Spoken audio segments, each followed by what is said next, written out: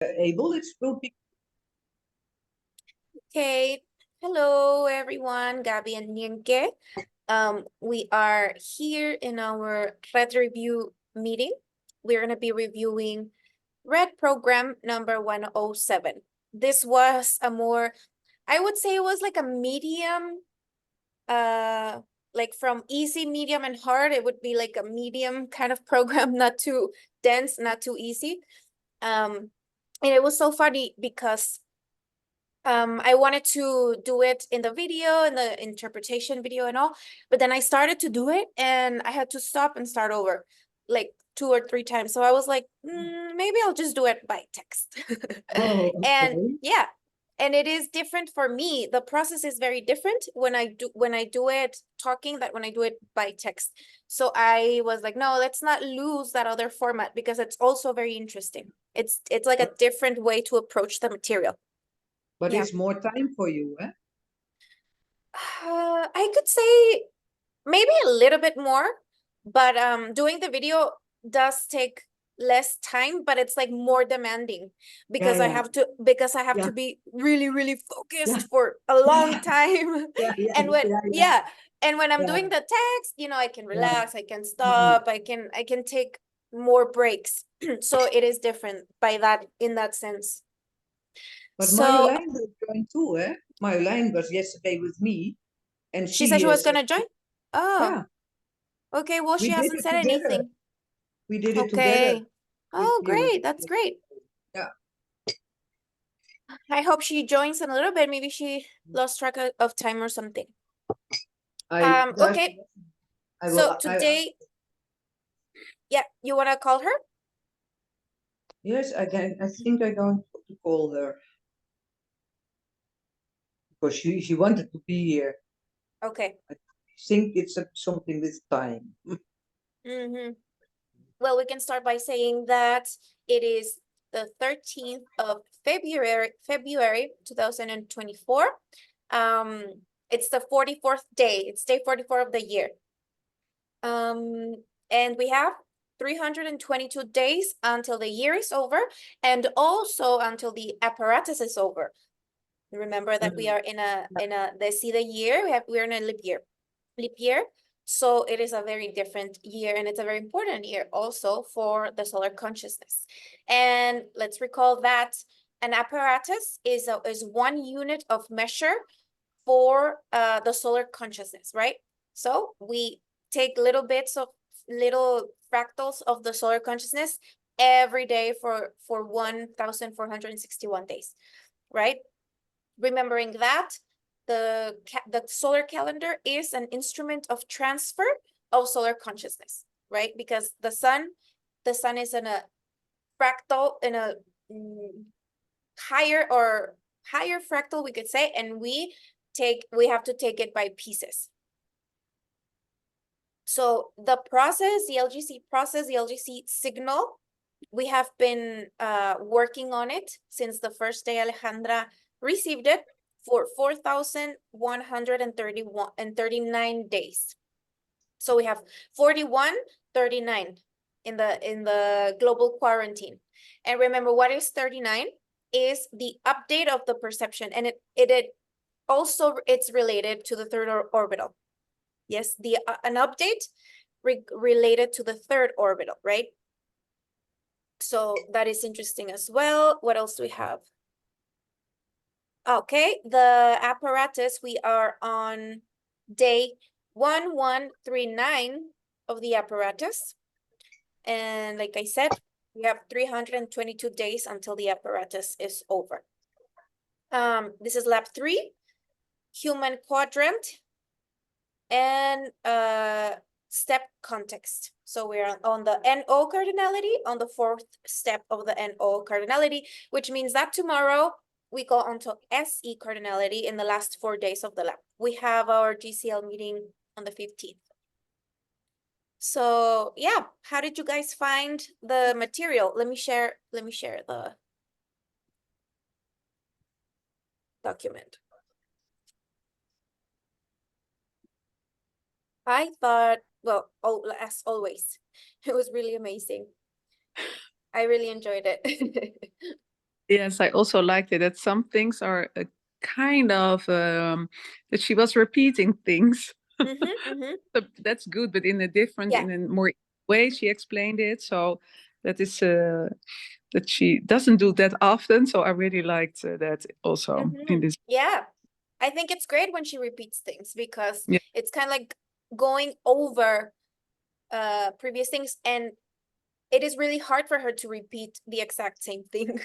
yeah, So Yeah. it may seem like she's repeating it, and she is some stuff, but then she's adding new things all yeah, the time. yeah, yeah. Yeah, a lot Okay. of new also. Yeah, that's Yeah. really, New pixel, like a little bit more detail every time she explains it. That's why yeah, she's yeah. like, okay, if you want to go back and look at my old videos, that's fine. But when I do, like when she's like, when I go back and look at my old videos, I'm like, but I am missing everything else that came afterwards. So it's like she doesn't like it. She doesn't like going back. Okay, so this program was recorded on the first day of lab 3. And I thought this was really interesting. And this only happens on a leap year. The Yeah. first day of the lap is day 33 of the year, and it's negative 333. I mean, what? Oh, yeah. Yeah, yeah, That yeah, is yeah. just exceptional. Yeah. And also that it was day 33 of global quarantine Yeah. 106. Yeah, yeah. Also, Yeah. so wow, that's just a lot of synchronization. With Earth. Exactly. Yeah. Third Yeah. lap, third, three, Yeah. three, three, three, all these Yeah, yeah. threes. And also for us, because we are native to the third Yeah. orbital, right? Yeah. So it is Yeah. also related to us. Why? Because if the solar calendar, the solar consciousness makes like an issuing of codification, right? Or a transfer, it does it in the different orbitals, right? So Yeah.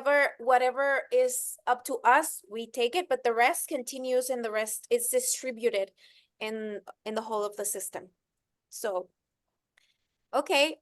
So natives of the third orbital, because the planet is the library of the orbital. Yeah. You're right? I found it good to read. Sometimes it's I have to stop and I cannot read longer, and this was easy to read. Yeah, yeah.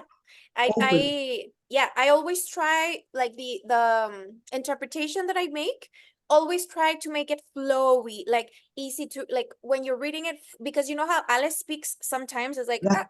she goes back and Yeah. forth, back and forth, back and forth. Yeah. So I remove some of like when she says, okay, the planet is, well, it's not okay, but I remove all of that and just Yeah. make it flowy, Yeah. what she's trying to understand.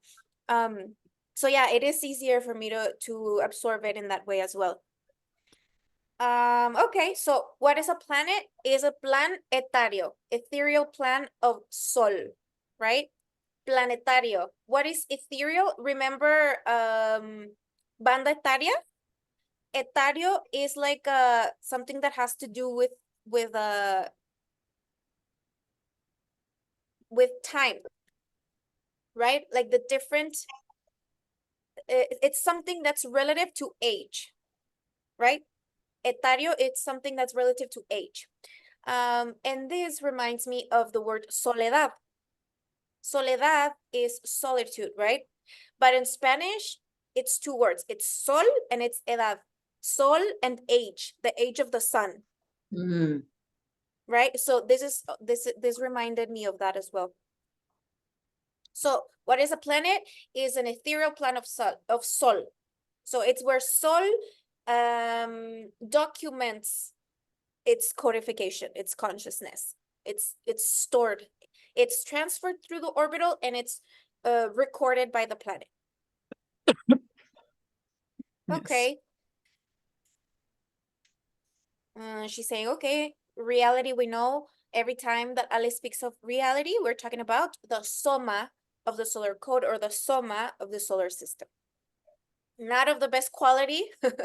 We know Yeah. it's not big. Why? Because we know that our sun is a young star, right? And we're trying to organize the signals. And then she starts talking a lot about risks and opportunities, right?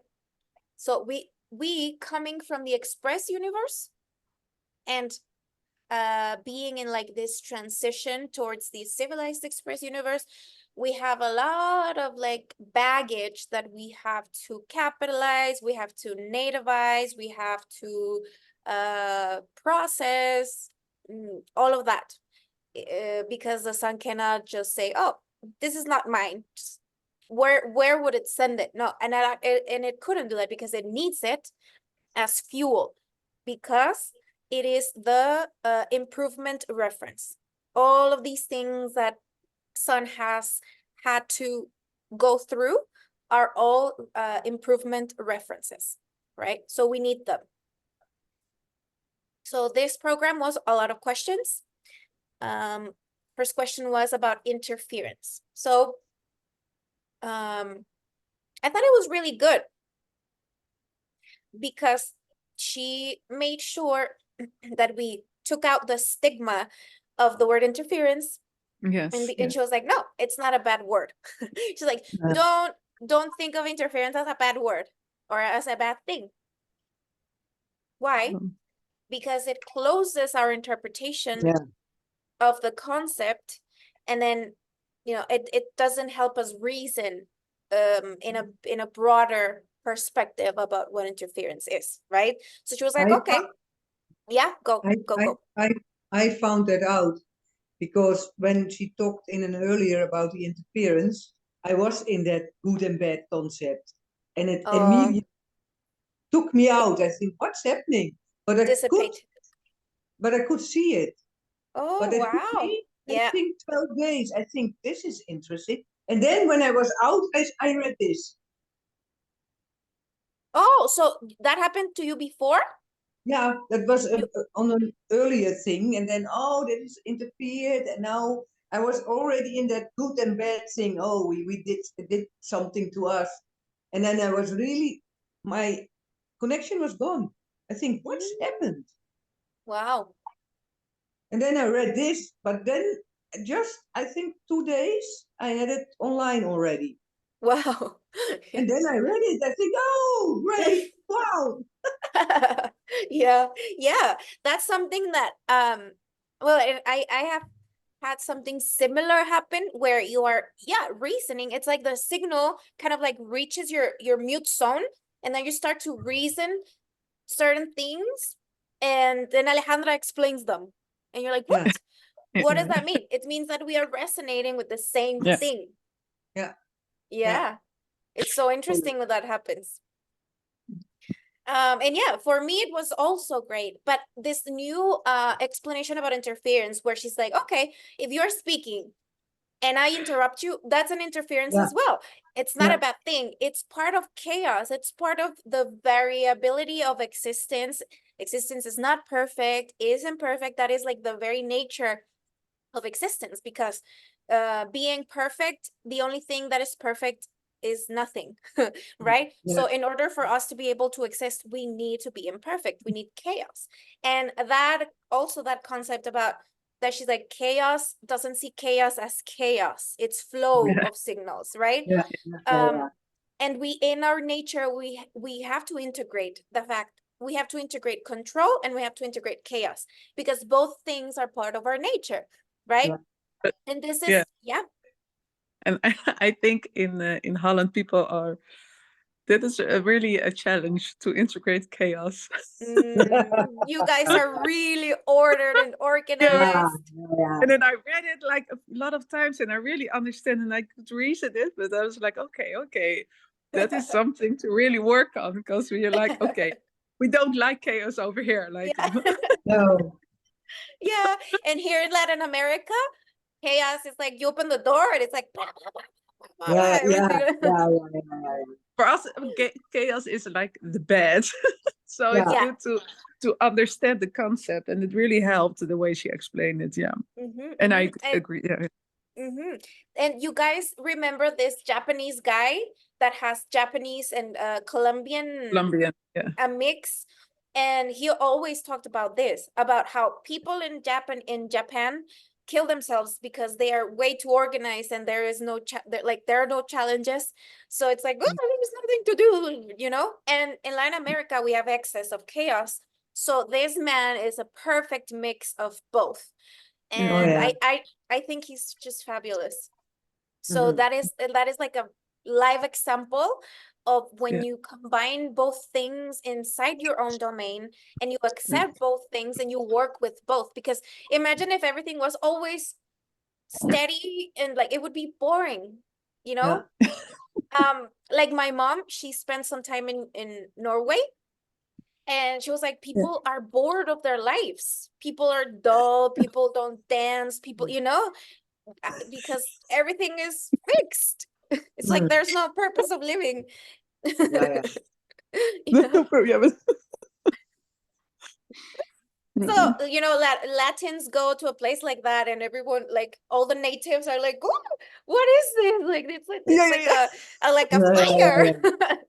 yeah, yeah. And we, like me personally, when I go to an organized country, I don't know, like the US, oh, I feel so good. I feel so contained. I feel everything's working. And I'm just like, yeah. oh, I don't have to be like that all the time. So yeah, this mix of both is, I think it's great. But integrating these two things internally, Mm. it's gonna help us be wherever and Mhm. and complement and balance both of those things, right? Yeah, very So important. yeah, really, really Yeah. important. So, okay, Mm. official, more technical definition of interference is when the code of an issuer is interrupted because another issuer captures the flow. This happens at a cosmic scale, right?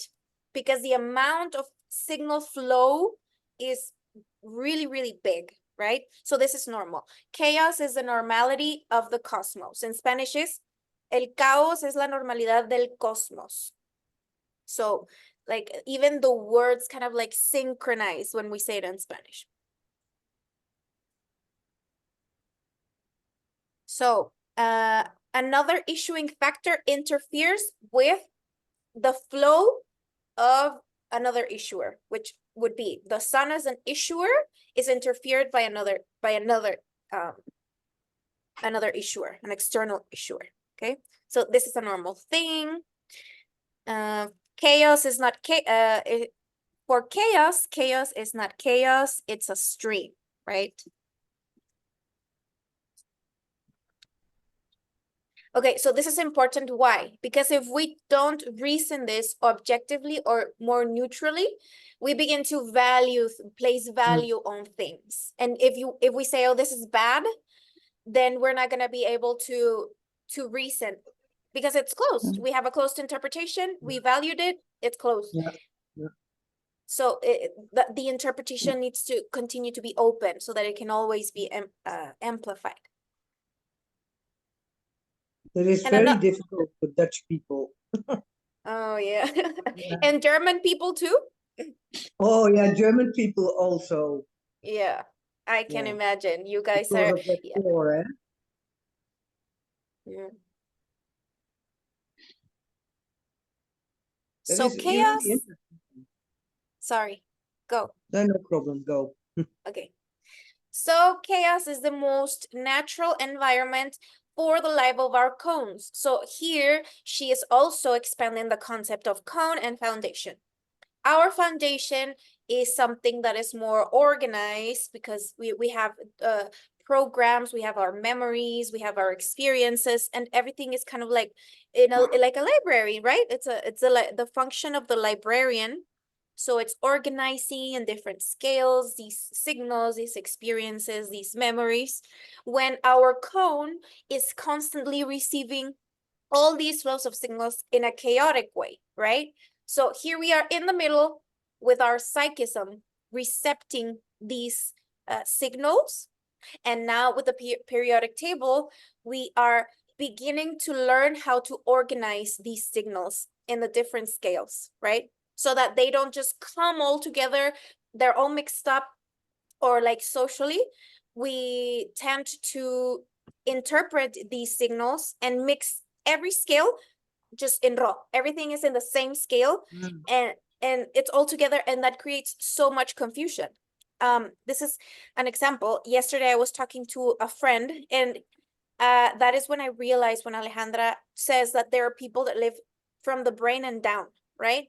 So I was able to be like, okay, I this is a challenge for me to talk, get to his shore, right? So he asked me, what do you think happens when you die? Because I told him, well, I'm an atheist. That's what I say when I talk to people, because, you know, they ask about it. I say I'm an atheist. So what happens when you die? So me, casually, I was like, oh, this is really easy to understand. I talked, okay, about the anatomic, molecular, atomic, and subatomic, you know, it's the structure of reality. Quite simple to understand. I think everybody's able to understand something like that. And he did it. Like, he put everything together in a, like, he was like squished everything and put and linealized everything and just started to confused every single scale and put it into one. So for me, I was like, oh my God, this is so frustrating. Like, I was identifying the tremendous confusion within scales because he was linealizing absolutely everything. So I was just like, I was trying to be like, okay. And I think by the end, I kind of tried to like be like, okay, there are different instances, but no, he basically wasn't able. He wasn't able to separate it. It was all linear for him, and it was all within the same scale. So I was like, okay, well, there's nothing I can do about that, you know, just mapping him and realizing the way he understands things. But it was really interesting to see, you know, from outside, to be like, okay, this is a person that, you know, linealizes things, and the problem that is generated when we are not able to separate the scales. I thought that was really, really educational for me to see how it's happening, you know. And Ale always emphasizes on this. We have to learn to separate scales. We have to know, you know, if I'm talking about solar consciousness, that's a completely different scale than if I'm talking about my personal, you know, realm, my personal little rombo, right? Denise, can you explain more? They are chronologies. Chronologies, this? Yeah, chronologies, yeah. What does she mean with that? Okay, let's read that. Let's read that again. In the foundation, the documented programs are its most normal mechanism. They are chronologies that have been documented with experiences that were first programs, then they were experiences, and then they were memories. Yeah, so that let's I look. understand, What did you understand? that last, but that chronology, I can even speak it out. Chronology. So Chronologie, volgorde van dingen. Yeah, but in what context does he put it? That is what I understand, but how? okay, so chronology is a temporal, I'm looking at the definition, yes, of the word, is a temporal order of things. It's like this happened first, this happened then, this happened later, like a sequence, an order on which things happen. And a chronology is related to the sixth level in the periodic table. Let's open the periodic table. Remember cesium? Yeah. Okay, let's look at that. Cesium is right here, right? Yeah. So cesium, by its atomic number 55, right? When Alejandra explained cesium, she also explained xenon. Xenon is prior to cesium. And cesium is related to atomic clocks. It is an element that is used to measure time. And this is because of its, I think, of its level of stability, and it allows us to measure time more accurately, right? So this is related to time, to the measuring of time as we know it. So a chronology would be related to that, and it would be linear time, a sequence or order of time, because prior to this level, prior to this, there would be no linear time. It wouldn't exist. It would be all, it's non-linear. That's what we call kairos, right? Remember kairos and chronos.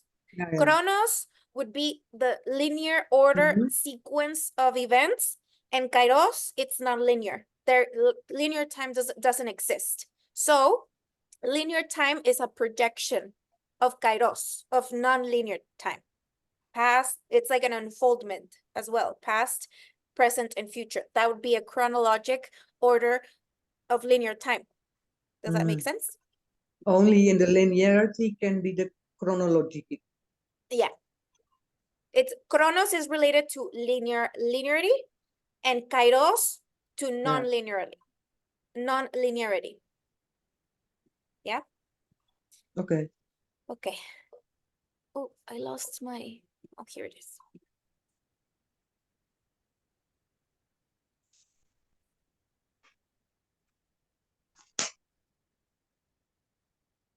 Okay, so now let's read it again.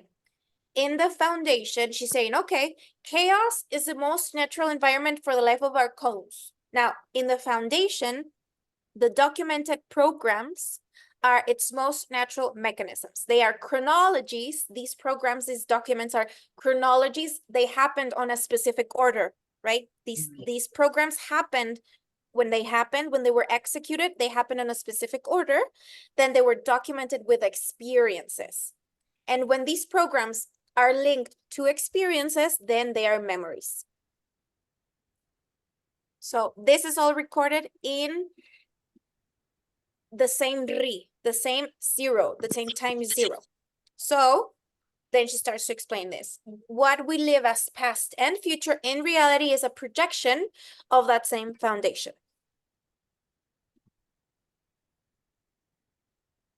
This was a new concept for me, because she was like, my present me has my future me in the cone and my past me in the foundation.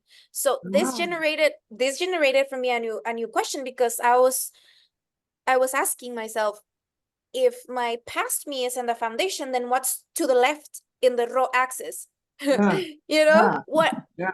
I'm gonna ask Ale, because that kind of shift, it does make complete sense. I mean, the capitalized version of myself is in my foundation, or just every memory. And then she starts talking about how the setting saves the literal experiences. I thought that was also really interesting. So, okay, my present me has my future me in the cone and my past me in the foundation. So I'm constantly interfering my own memories with my future me, and I'm always, if I'm looking back from the future into my memories, I'm modifying those memories. So I'm interfering my memories. So interference is not a bad thing. That's what she wants to say.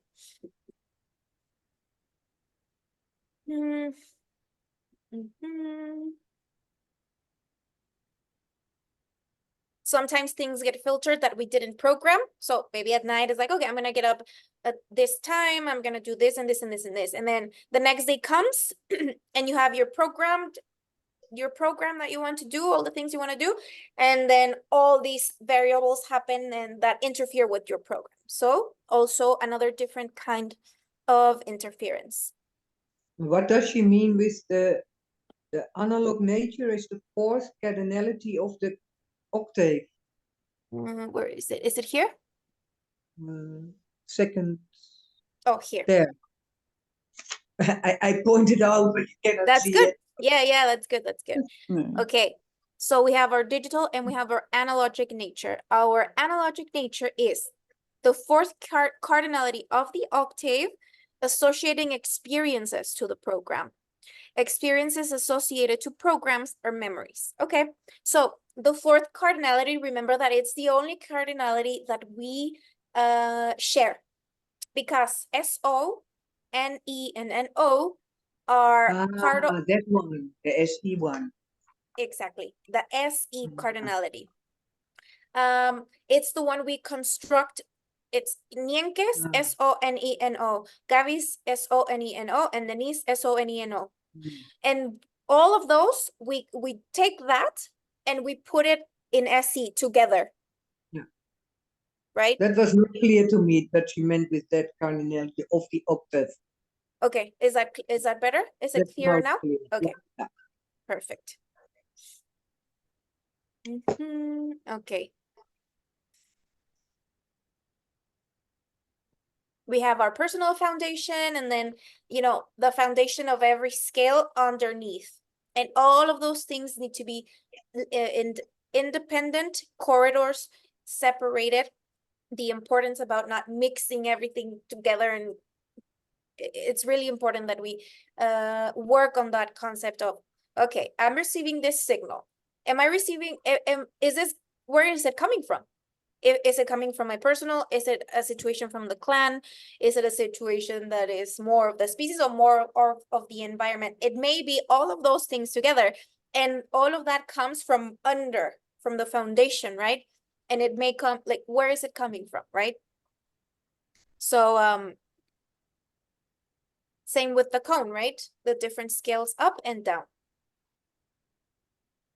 But I have a question, another question. She says that is before that, Alinea, it's like, it's important that this concept is clear, because if it's not and it's deformed instead, we copy and paste all that monster ink. What does she mean with that?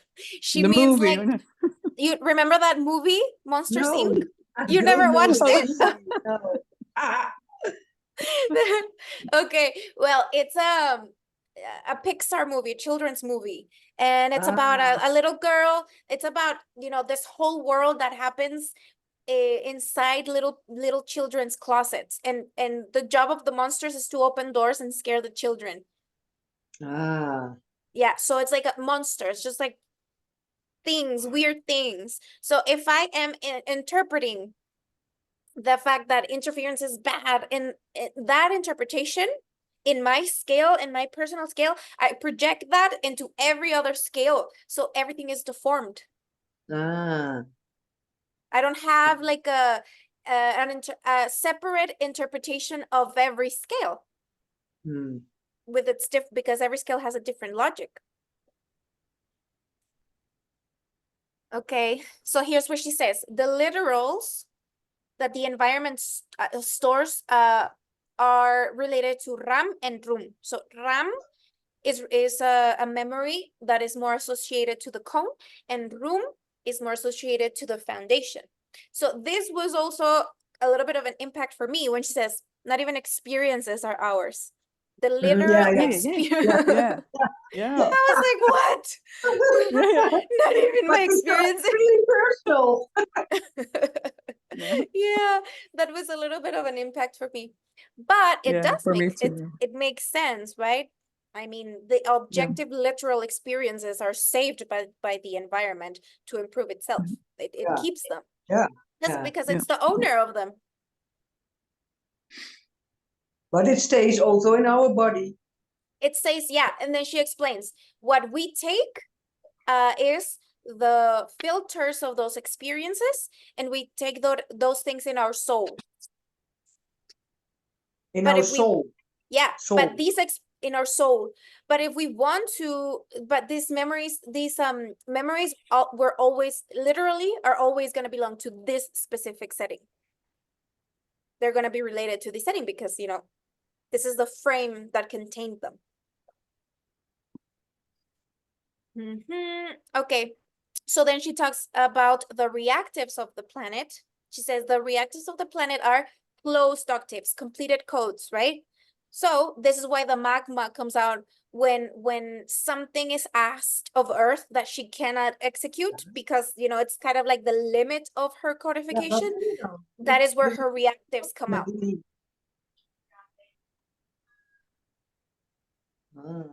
But octaves are always being constructed all the time. Ja. Oké. Oh, maar het is wel goed. Nou, oké. You. Marjolein called me, sorry. Yeah. She just got, her dog was lost. Oh. And she will log in now. Okay. Okay, so We need closed octaves because that's like the motor. We need them to keep existence running. That's why we have the construction of octaves, but these new octaves are usually explained as containing the native ones, the ones that are closed. The other ones are containing those. So it's like layers. She always talks about layers. Remember that? Yeah. Like an onion. Mm-hmm. Like the onion. And then I thought it was Alejandra was trying to explain this date, the 8 of the 9 of 491. And she was trying to explain it, and she was like, okay, now I have to explain this date. And then she went somewhere else, and then she came back. Okay, so the date. And then she did this like 3 times. Yeah. But I thought it was really interesting the way she did it. This is something that we have been working on in the group, in the 7011 group. I'm sure she'll present it at some point. But the most important concept of this development is that date. So I think it was really good. I mean, I'm sure that for other people that just, hear the red program and don't look at the details or don't, go more deeper into it, I'm sure it'd be really hard to understand. But it's really not that complicated. It's just, the interpretation of the date is the most important, of that date is the most important thing. So in the third orbital, we are executing a fraction of the solar codification. But there are many other fractions of that code. So, okay, she's explaining the 491. The function of this date is each day has the function of updating its own octave. This is what Alejandra has been doing since the beginning of the development. Every single day has an update, update every single day. And this has never ever stopped since the beginning of the signal. There has been an update every single day. This is why it was such an important date for Ale to discover. It means an octave, its update, and the day, 491, right? And the relationship between the solar native day of that date and Alejandra's solar native date, it's just so perfectly configured. So this means that Earth creates its own situations to be able to self-challenge. And in that challenge, the scale where it's being executed is not controlled, but it is controlled on another scale. Okay.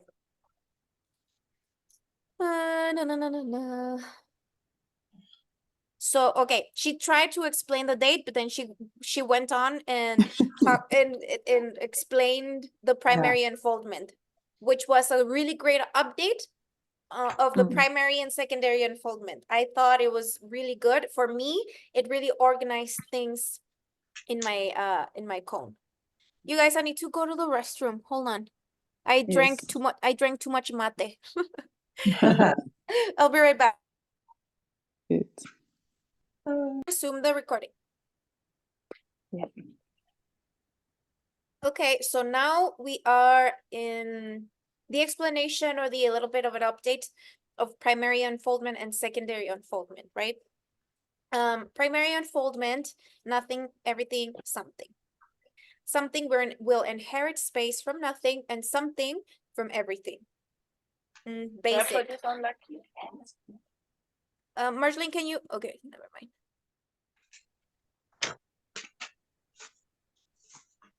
It is something, but it has always the possibility to increase, to be increased. The primary unfoldment.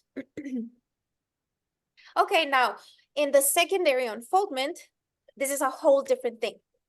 Every something can carry out a creation, but that would be a secondary creation.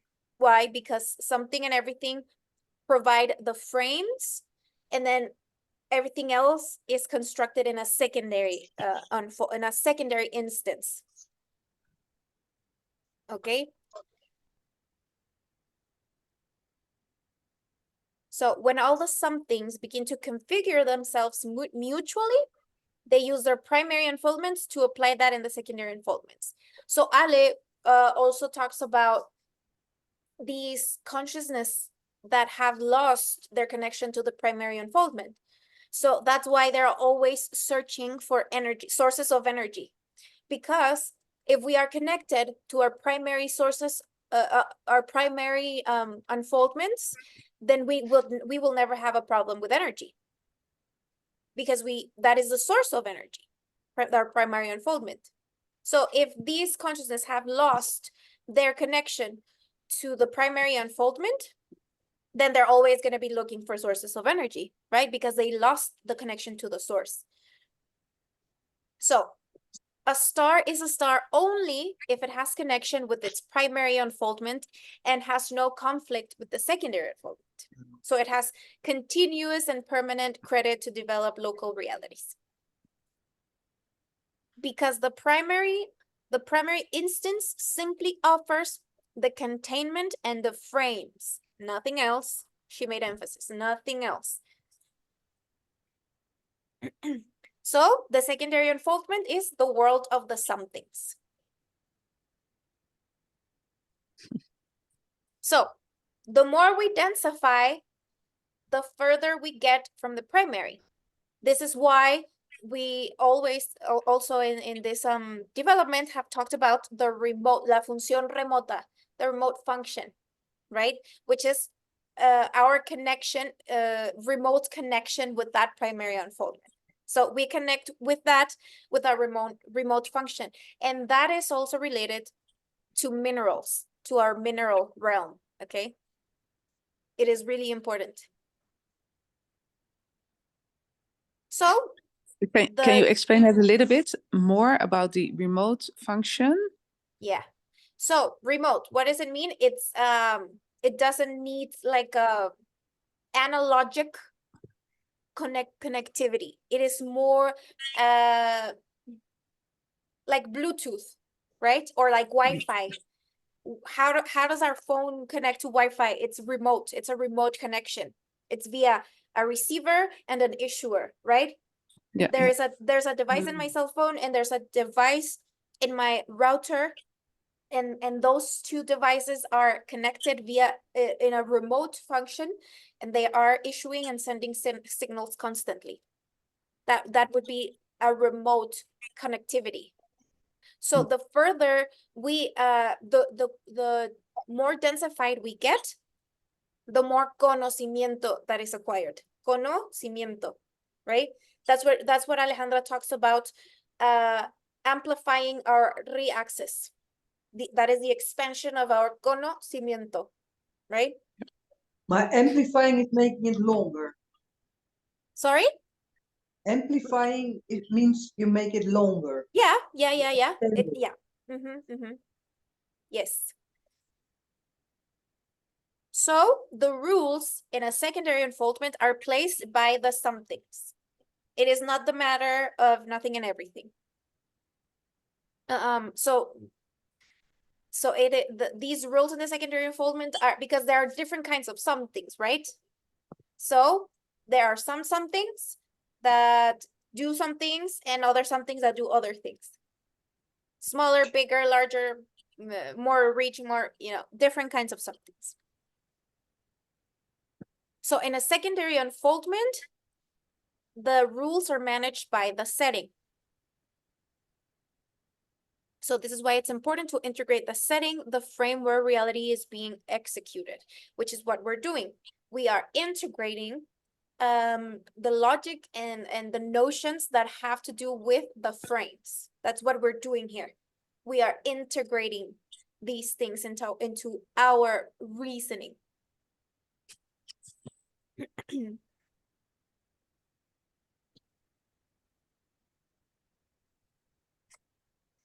This is another interesting thing where she says, not losing connection with our primary unfoldment is also related to not losing control of our own challenge.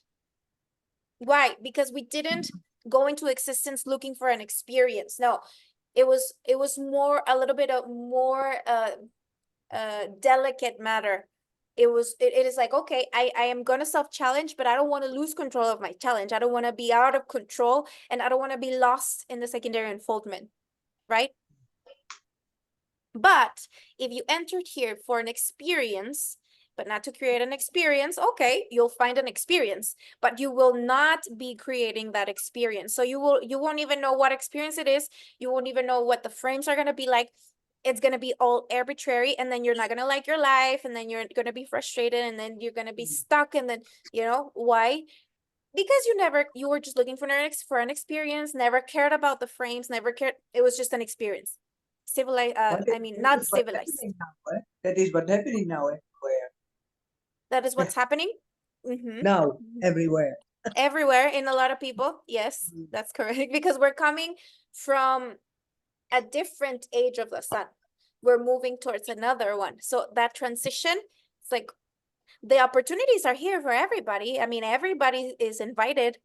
The thing is that not everybody is interested in this kind of opportunity or prepared for it, you know, and it's fine. Nothing wrong with that. But a lot of people are stuck now because they feel there is something new, but still in the old and don't know what to do. It's a lot more than a couple of years ago. Yeah.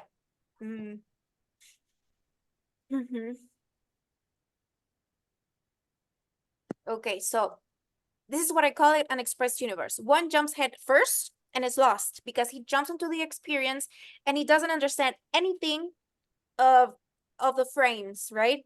Never crossed his mind. So another kind of something offers an experience, right? So that's what we call a spiritual guide. It's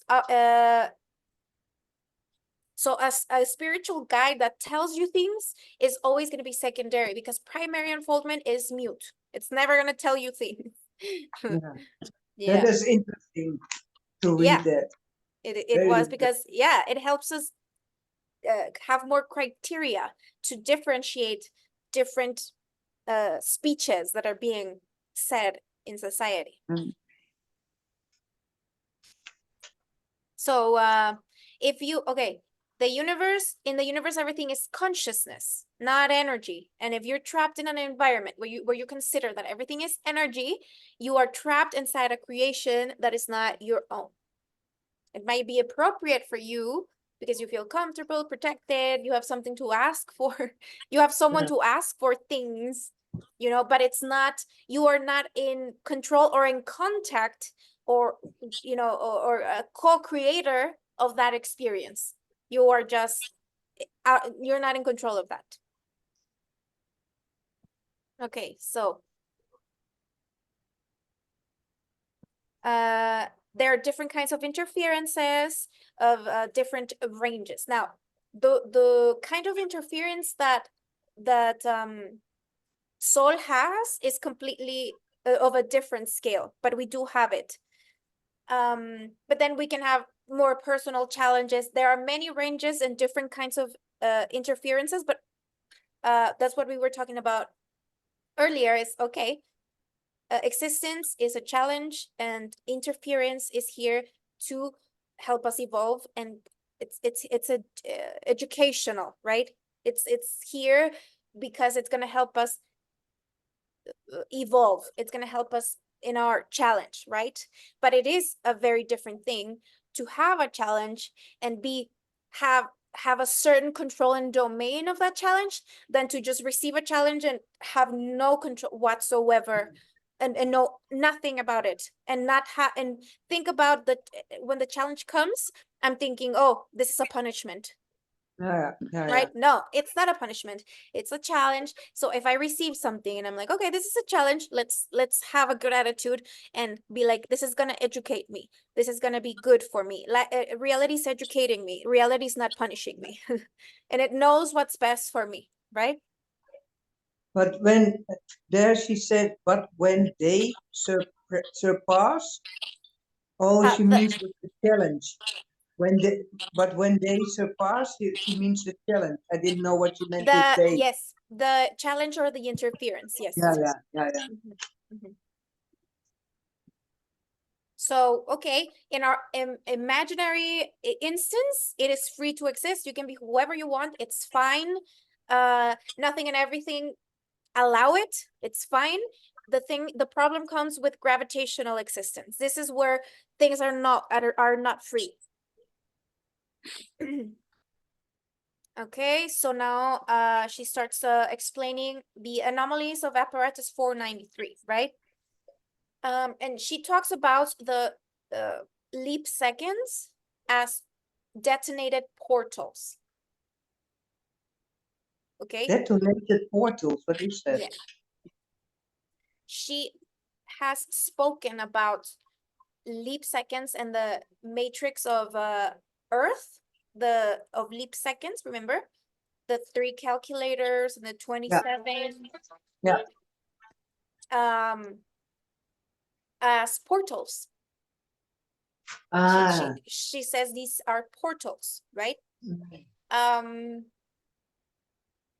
So the mineral realm, we use it for something humanly, but the mineral realm has a life of its own, and it has a specific function, and this function is related to the remote function, which is what we were talking about, right? So this interference of Sol was the removal of the gold standard generated these anomalies, these inconsistencies in the connectivity, and it was kind of an attempt to remove our connection to the primary unfoldment, because this had to do, it is like a, right?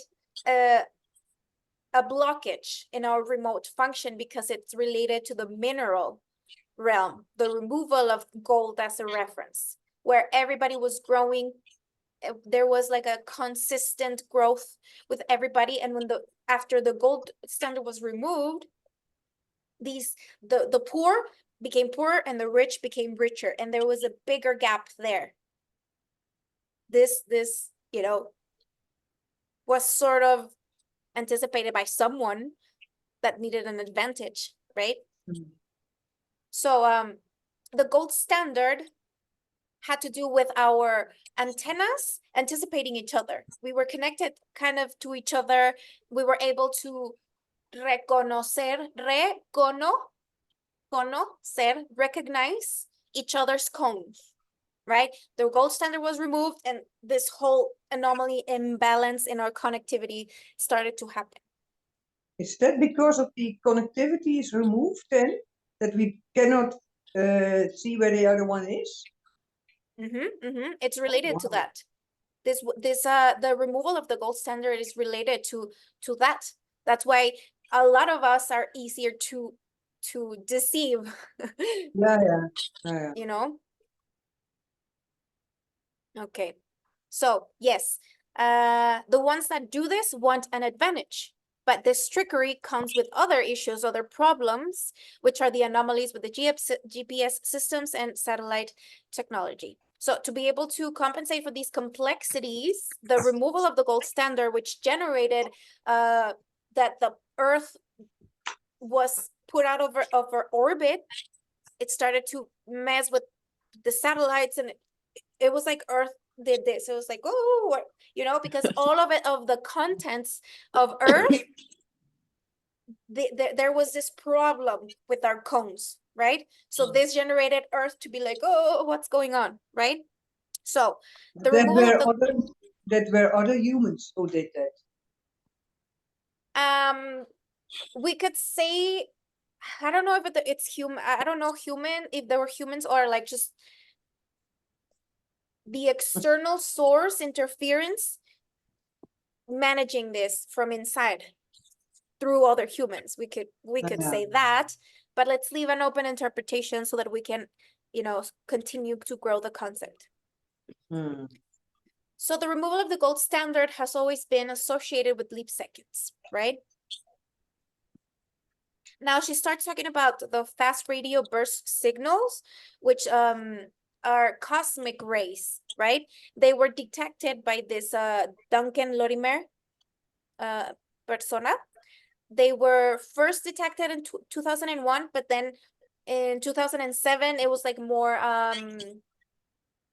more consistent, but it was chaotic. And in 2018, the signal started to come for 4 days, and then it stopped for 12 days. And Calendaria came in 2017, and this was the pattern of Calendaria. So the signals became to come in an ordered way, in an organized way.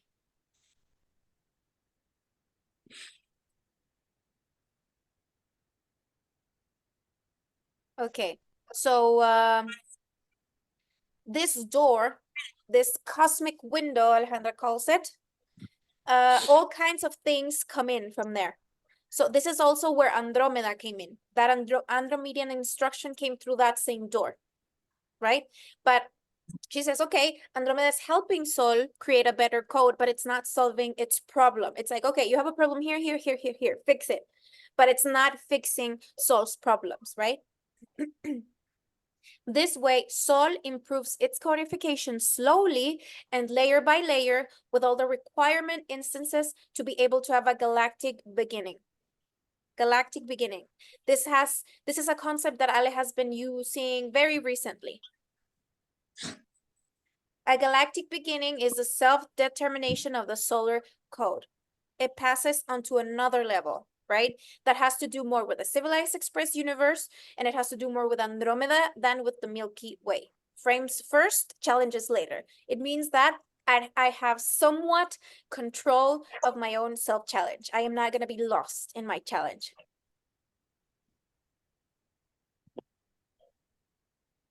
So this thing where I am something and another something takes me somewhere because I want an experience, and that's it. No, this is no longer gonna be like that. Okay. Next question. Someone asked Ale if she can talk about derivation. So Ale's like, okay, there I can't tell people what to do internally, right? Everything that is internal in the construction of my internal cardinalities, it is completely due to self-reference. Everything else that's related to the SE cardinality, that is a collective and social construction of the social octave, that is a different thing, right? But when it comes to like our personal situations, it's complete self-reference. So the anatomic, she talks about the doubles, right? We have the anatomic double, the molecular double, and the atomic double, right? When we're talking about the atomic double, it is more related to the frames, solar consciousness, solar mind, the frames. When we're talking about the molecular double, we're talking more about the content. And then the anatomic double is, well, this is the anatomic double, right? So the anatomic body is the result of the interaction between my primary and my secondary unfoldment.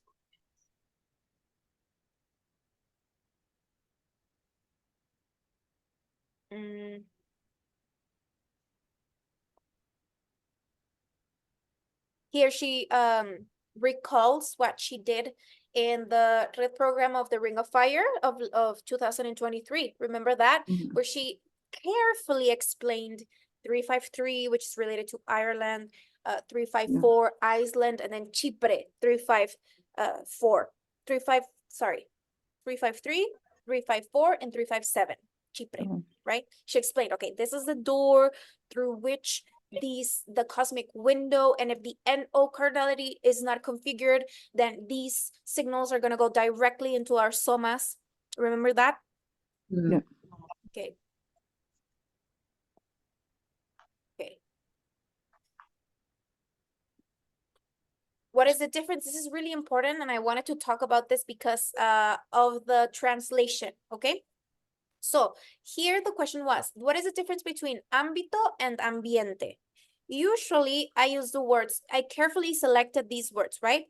Setting and environment. Setting would be ámbito, and environment would be entorno, right? So here they added a new word, which is ambiente. So for ambiente, I'm going to use the word ambiance, yes? because environment is going to be more entorno. It's going to be more frames. But ambience is going to be more from inside. It's something that's going to be an internal perspective of the setting. That's going to be the ambience. But the environment is going to be the container. And the setting is going to be, in our case, it's going to be Earth. That's our setting. But it's looked at externally, from the external perspective. So setting is an external perspective, ambience, it's an internal perspective, and environment is the container, is the frame. Okay? So this is really important because we can't confuse these things. Alejandra is very, very careful in Spanish to differentiate these concepts and these words. So we have to do the same in English. Okay? Ámbito is from an external perspective, and ambiance is from the internal perspective.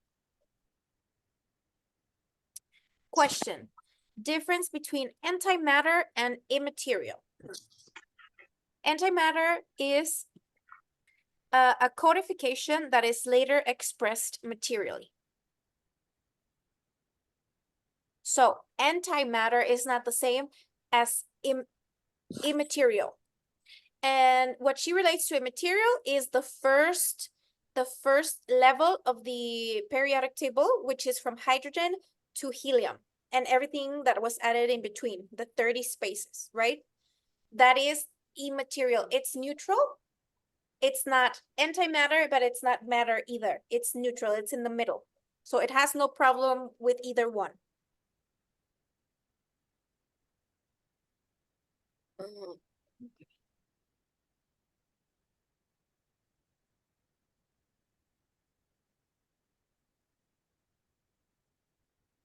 What is the relationship between soul and secondary unfoldment?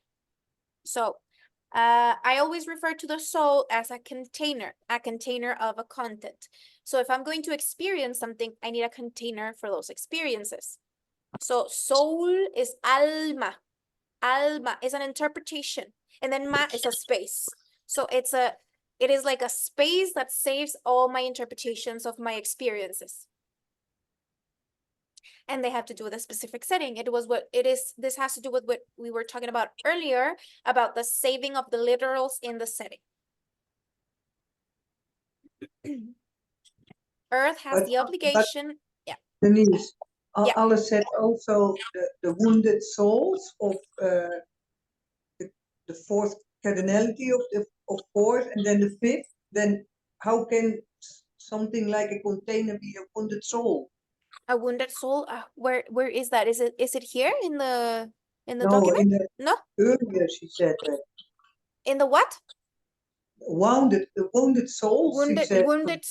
Wounded souls. I don't remember. I don't remember where she said that.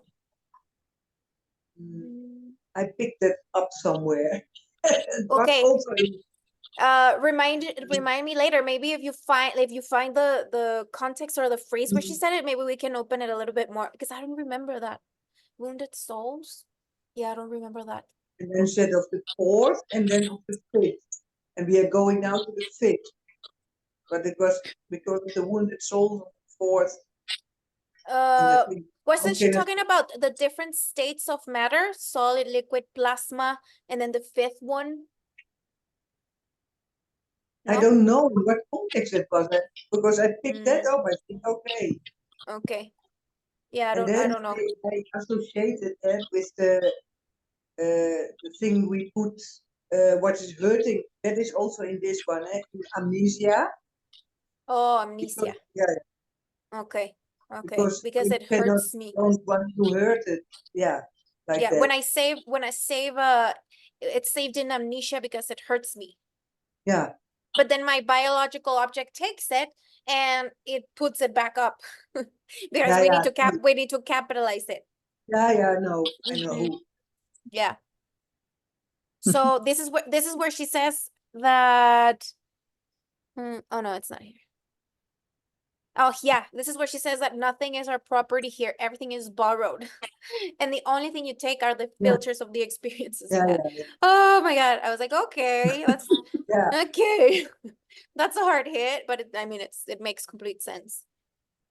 So all these literal experiences are audited by many different kinds of frames of consciousness that will construct amazing things from those registrations, right? So these literal, this is why memories are so important, and why these resets are bad for us. Like, imagine cleaning our memories, it's cleaning up our improvement references.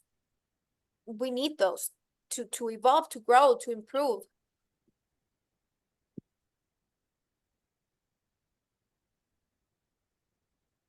So, okay, as above, as below is not a healthy thing, because that is copying and pasting from one scale to another, right? So literals are the ones that provide us with variations. What would our double prevent? Why would our double prevent us from taking external source signals? Simply because we would not have a way to process them. We need to be formed space-temporally to be able, with these notions, to be able to process these sorts of signals. If not, our double protects us from them because it would harm us, right?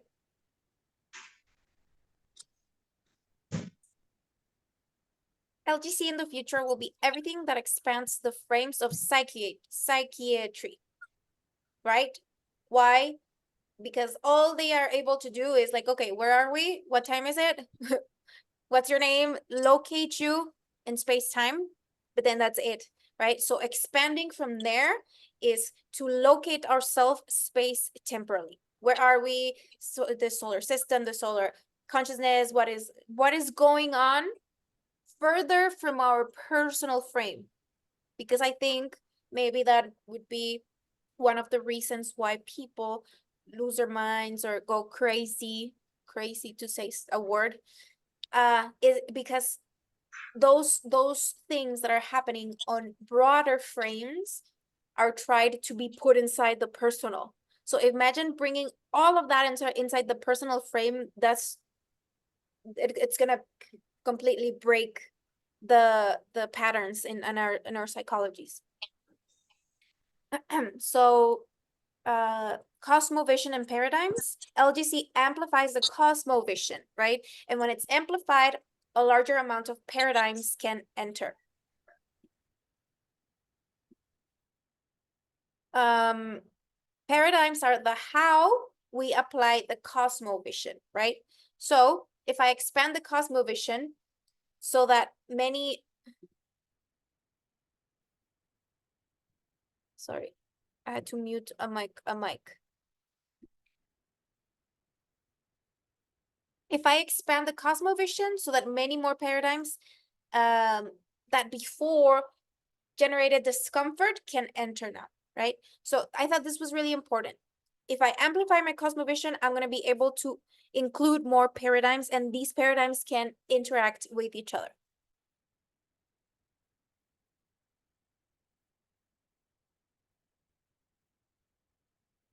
Here she talks about like the people that go back and look at old videos. That's really hard to do, because this is such an evolutionary thing that it changes every day. Remember that date that we were talking about earlier? Every single day there's an update. Every single day there's a change. And she's like, 11 years from in the future, this is going to be a completely different thing. Like, it's going to transform. So whatever was going on in 2013, it was proper of that time, of what was needed, of what was necessary. But now it's a completely different requirement.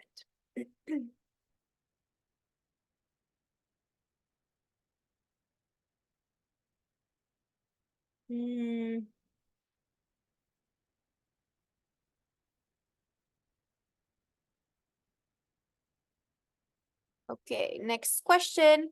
Can the methodology still be used to connect with the original being? Alejandra says, okay, this has to do with self-reference. I can't tell people what to do, right? So now she's talking about, I think she's going to try to explain the date again.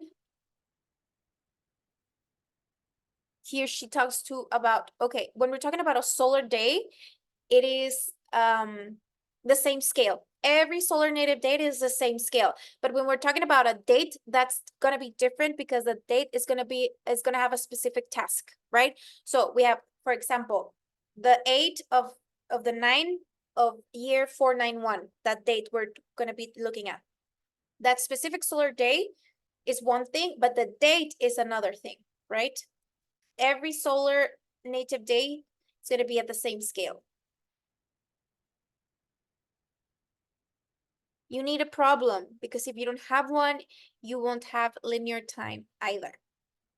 Another really good notion to have.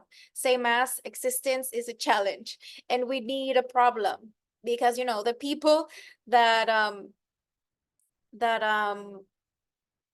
dying, they have all the problems solved. That's why some of them are happy or content with their lives. A lot of people die happy because they feel like they fulfilled their souls or their life's purpose, and they're fine, they're happy. And it means that their problems, they don't have any problems. A lot of people enjoy those last moments of existence for that reason. Or the people that come back, because why? They have something to solve.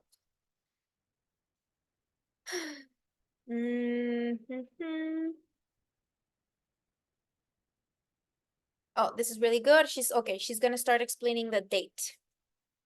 This setting is a safeguard of the cluster of literal experiences, right? So it's a cluster of literal experiences. And literal is equivalent to the magma of Earth. It is on a reactive zone. Yes, because Earth is alive. If there's no magma, we should worry because it means that Earth is dead. And it's in contact with the solar code. And it will try to fulfill what the solar code assigns as a task. So this is where Gaia comes into the picture, and that's why it's so important, because it means Gaia, as the Earth's self-consciousness, is going to be able to be like, okay, this is a task that I cannot fulfill. So no. When before, because of the evolutionary state of Earth, right? Because even Earth before didn't even have an atmosphere, and all these it was a violent moment for Earth.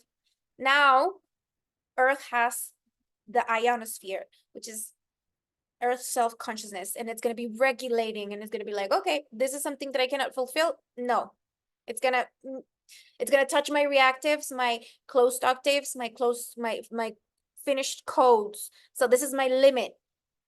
It is like a safeguard, right? This is where Gaia comes in. Articulated intelligence, 71 space, IA, articulated intelligence. It's an articulated intelligence of a space, of this specific space. So if I fulfill this petition, Earth falls into reactives, right? That's what Gaia's function is like. So dates are an instrument for the application of a specific task that Earth would fulfill. Now we're going to talk about a specific date, right? 491 day. This is the year. 9 is the increment, 8 is the octave. So this date is naming a task, and that is the exact task that you have observed me fulfill since 2012 and on, right? Which is what we were talking about earlier.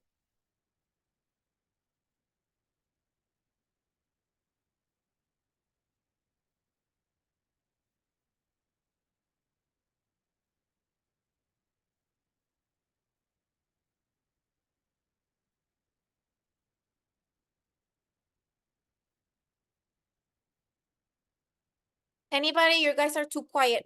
Give me something.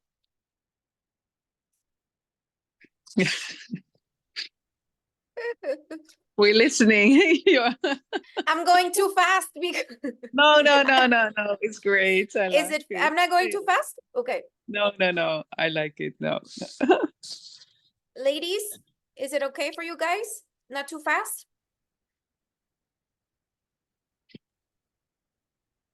It's a bit fast. A bit. Okay, let's slow down a little bit. You guys slow me down with your questions. I tried. Okay. Let's pause for a second.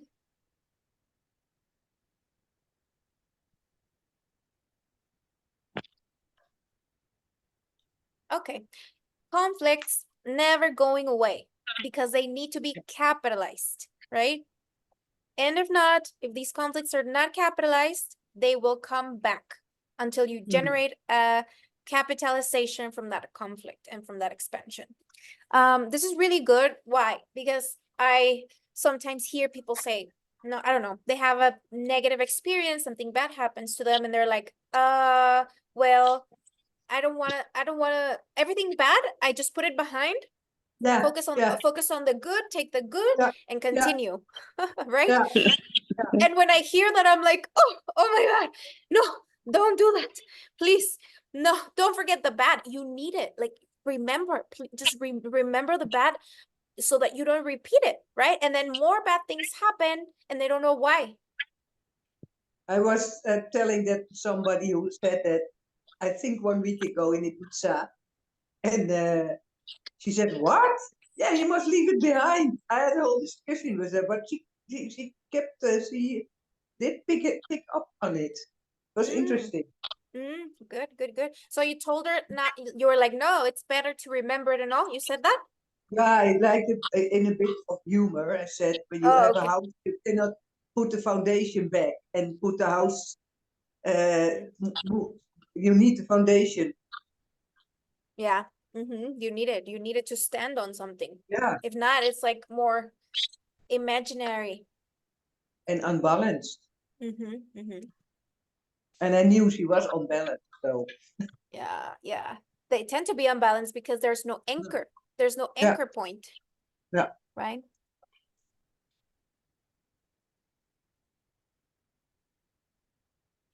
Denise, if people lost their anchor, especially from the first day of this year, do they get tired?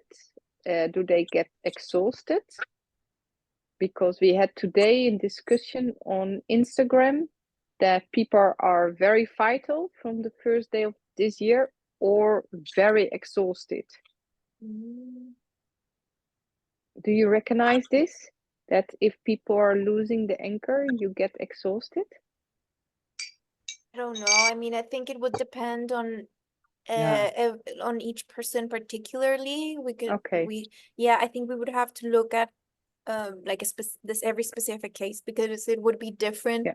And regarding, I don't know, every different scale of conflict or function, what's going on in their lives or what kind of connections they have, all of that.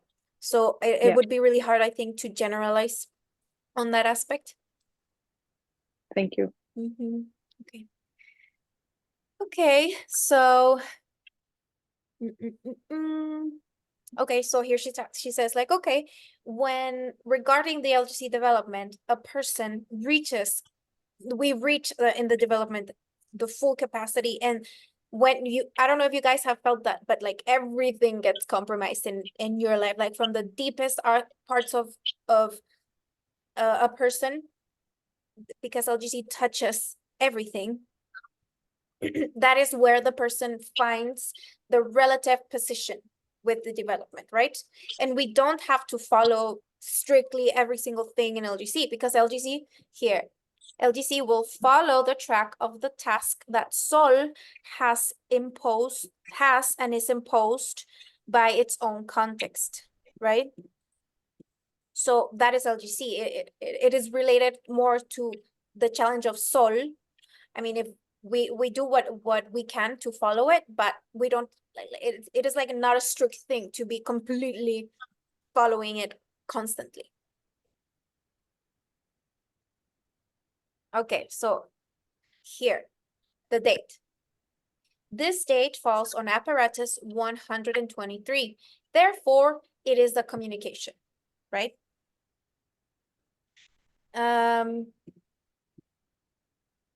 Articulated intelligence of this space, which is GAIA, right? And the solar native date of Alejandra is GAIA 39, 719139, right? So we are talking about space-time. 71 is a space, right? So time-space, a temporospatial configuration has to do with, I want an adventure. I'm an adventurer. I want an experience. It doesn't matter where. I'm looking for a space to develop my time, to develop myself. But when I'm in a space, I already know that many times will inhabit me. That's a different kind of configuration, a space-temporal configuration, right? That is the beginning of the differences between space-temporal and temporal-spatial, right? So Gaia 39, because from the third orbital, I will apply the update, right? 39. I will apply the update relative to the third orbital.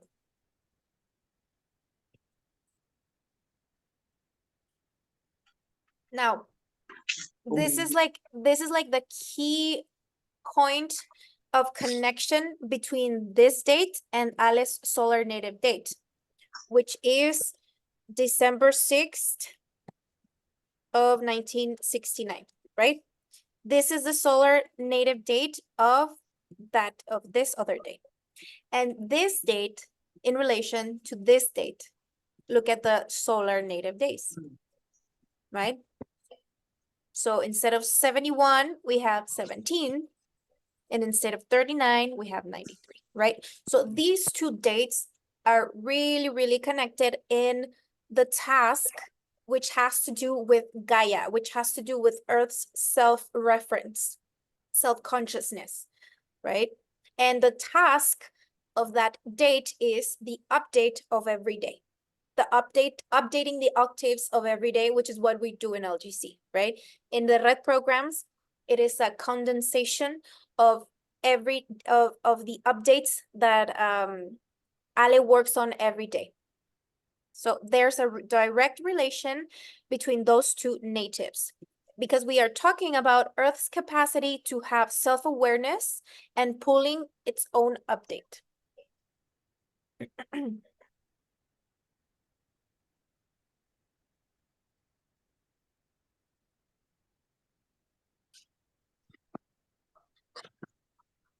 Okay, so apparatus 493, why is it so important? Because all these anomalies and things are all concentrated in this apparatus. The removal of the gold standard and the leap seconds and the FRB signals. There's a lot of things. I know the FRB signals were in 2007, my apologies.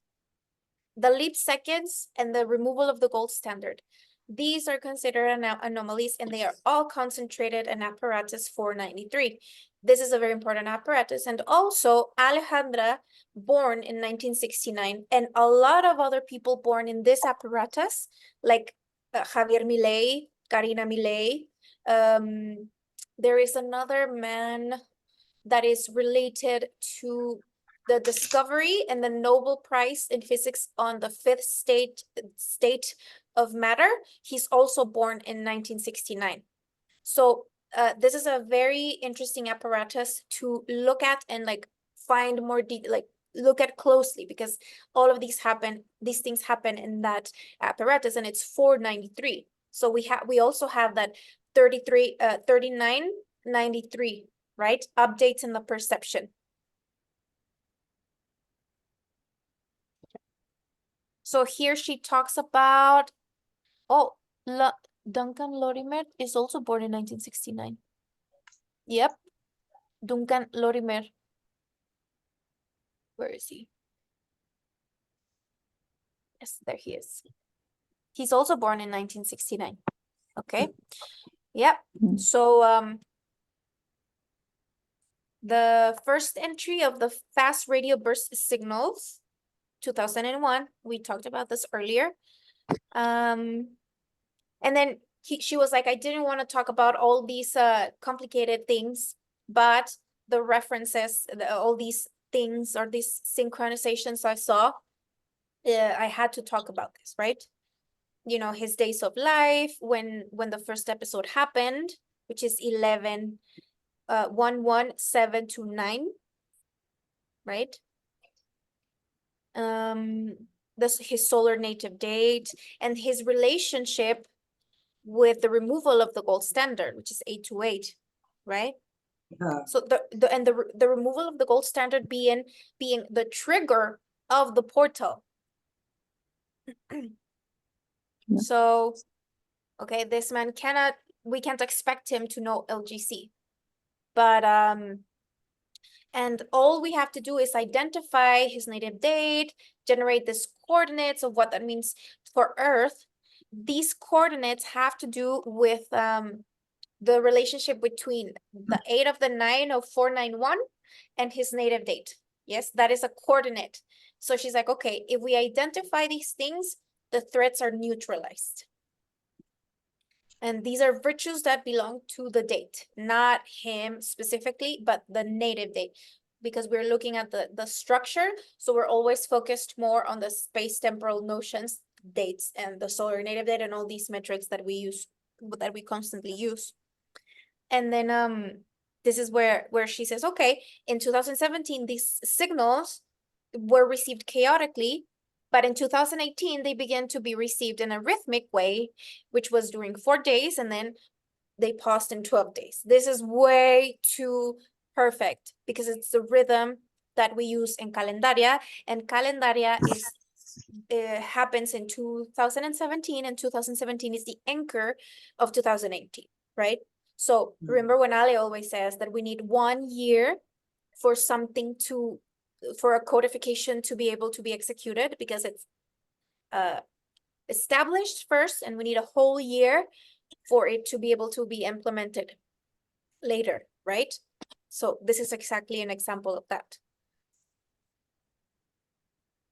So simply with us being able to identify this date, this man, his role, what he has done, what has happened to him, the dates, this is a big neutralizing factor to the risks.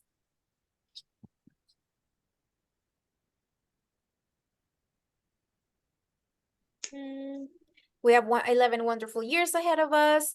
She's like, I don't want this to be more complex or difficult. She's like, I want to work really hard so that the Cosmovision is softer, more accessible, and to work on a psychological infrastructure so that it's available to more people in these next 11 years.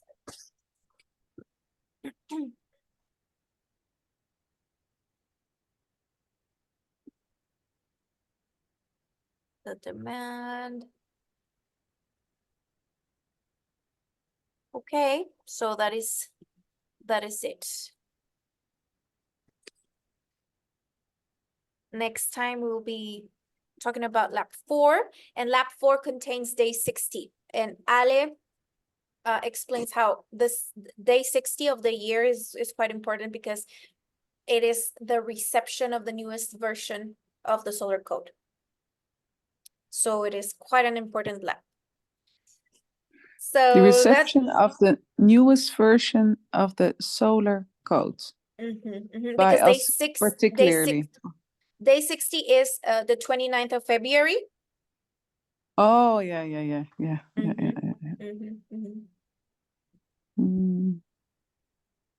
So yeah, that was good. We're right on time. It's 1:30 over here.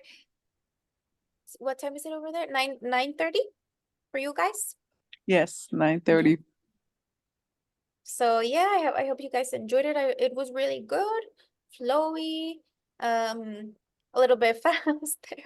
A little bit fast. You made it. But, Yeah, you made it. but I Yeah. made the finish line. Yeah, We can re-listen it. So yeah, we can very re-listen. sharp, very sharp.